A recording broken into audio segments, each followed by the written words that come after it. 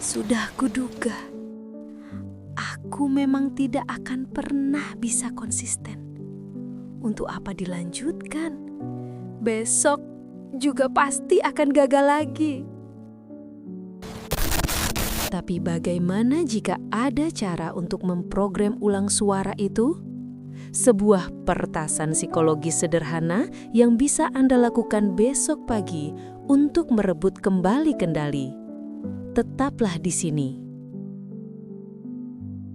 Untuk mengalahkan musuh di dalam kepala kita, pertama-tama kita harus mengenali namanya. Suara yang membisikkan, "Untuk apa dilanjutkan?" Itu bukanlah Anda.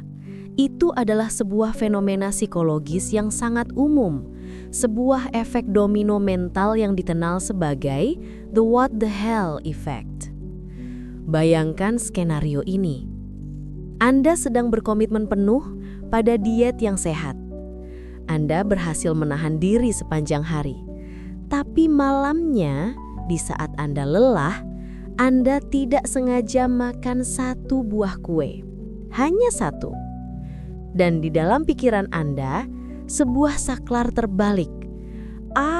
Dietku untuk hari ini sudah rusak. Semuanya sudah gagal. Jadi sekalian saja aku makan semuanya.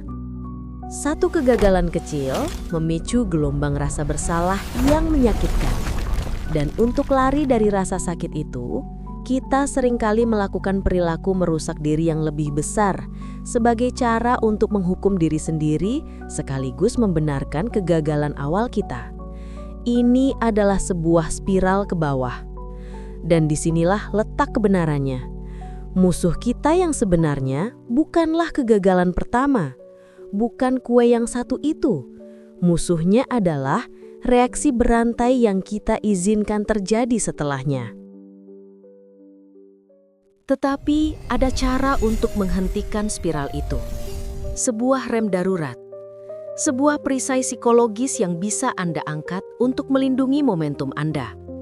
Ini adalah sebuah peratasan sistem yang elegan yang dipopulerkan oleh penulis James Clear. Aturan emasnya adalah jangan pernah melewatkan 2 kali. Dengarkan baik-baik, karena ini adalah bagian yang paling membewaskan. Logikanya begini, melewatkan kebiasaan baik 1 kali adalah sebuah kecelakaan. Itu terjadi pada semua orang. Itu adalah bagian dari proses. Tapi melewatkan 2 kali berturut-turut, itu adalah awal dari kebiasaan baru yang negatif. Bayangkan ini, setiap hari Anda melakukan kebiasaan baik. Anda meletakkan satu pijakan batu di sebuah jalur cahaya, membawa Anda maju. Saat Anda melewatkan 1 hari, Anda tidak melangkah mundur. Anda hanya diam di tempat. Anda berhenti sejenak dan ada celah di jalan Anda. Tapi jalan di depan masih ada. Tetapi saat Anda melewatkan hari kedua, Anda tidak lagi hanya diam. Anda baru saja meletakkan pijakan batu pertama di jalur yang baru. Sebuah jalur yang mengarah ke belakang, menjauhi tujuan Anda. Aturan ini bukan tentang mengejar kesempurnaan. Aturan ini adalah tentang satu hal, mencegah langkah mundur pertama itu. Jadi, bagaimana cara kita menerapkan aturan ini secara praktis? Saat Anda bangun di pagi hari setelah 1 hari kegagalan, jalankan protokol reboot sederhana yang terdiri dari 3 langkah ini. Langkah pertama, dan ini tidak bisa ditawar. Maafkan diri Anda sepenuhnya. Ambil nafas dalam-dalam dan lepaskan semua drama dan rasa bersalah dari hari kemarin. Pahami kebenaran ini. Kemarin adalah data, bukan takdir. Langkah kedua, dan ini adalah pertasan yang sesungguhnya. Perkecil target Anda secara radikal. Jika target awal Anda adalah lari 30 menit, target untuk hari ini bukan lari 60 menit untuk membayar utang. Bukan. Lupakan kemajuan, lupakan performa. Satu-satunya tujuan Anda hari ini adalah jangan sampai 0.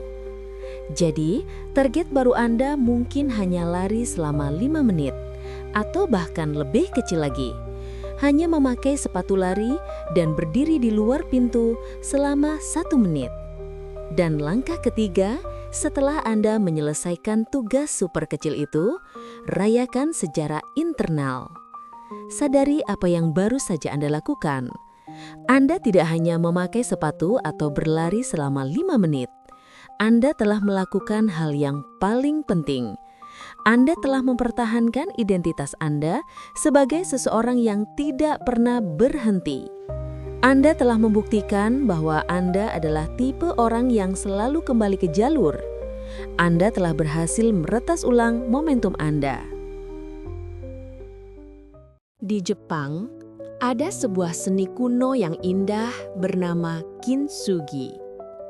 Ketika sebuah keramik pecah, mereka tidak membuangnya. Sebaliknya, mereka menyambungkannya kembali dengan pernis yang dicampur dengan emas cair. Filosofinya adalah bahwa sebuah benda menjadi lebih indah dan lebih kuat justru karena pernah rusak. Bekas lukanya tidak disembunyikan, melainkan dirayakan sebagai bagian dari sejarahnya yang unik. Begitu pula dengan kita. Orang-orang yang paling sukses dan konsisten bukanlah mereka yang tidak pernah retak atau gagal. Mereka adalah para master pemulihan. Jadi, mari kita definisikan ulang apa itu konsistensi. Konsistensi sejati bukanlah tentang menciptakan rentetan keberhasilan tanpa celah yang tak terputus. Itu adalah mitos yang hanya akan membawa kita pada kekecewaan. Konsistensi yang sesungguhnya adalah tentang seberapa cepat Anda bisa kembali ke jalur setelah terpeleset. Kemampuan untuk bangkit di hari kedua, itulah peretasan yang sesungguhnya, itulah kekuatan yang sesungguhnya. Kita semua pernah terpeleset. Kita semua tahu bagaimana rasanya menatap jalur yang terputus.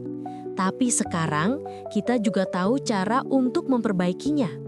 Jadi, mari kita saling membantu dalam perjalanan ini. Saya ingin mendengar cerita Anda. Apa satu kebiasaan yang paling sering membuat Anda gagal? Dan yang lebih penting, bagaimana Anda akan menerapkan aturan jangan pernah 2 kali untuk meretas kembali saat itu terjadi lagi? Bagikan cerita dan strategi pemulihan Anda di kolom komentar. Mari kita ubah kolom komentar video ini menjadi perpustakaan kebijaksanaan. Membuktikan bersama bahwa kegagalan bukanlah akhir. Itu hanyalah sebuah data.